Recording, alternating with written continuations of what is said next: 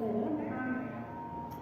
Hello दोस्तों, नमस्ते, बड़ा आपका स्वागत करती हूँ मुनीता राजनीति संगीत के चैनल पे। और आज हम लोग प्यार का जरूर सुना रहे हैं, कैसे लगेगा कमेंट में बताइएगा। प्लीज़ इस चैनल को ज़्यादा से ज़्यादा सपोर्ट करिए।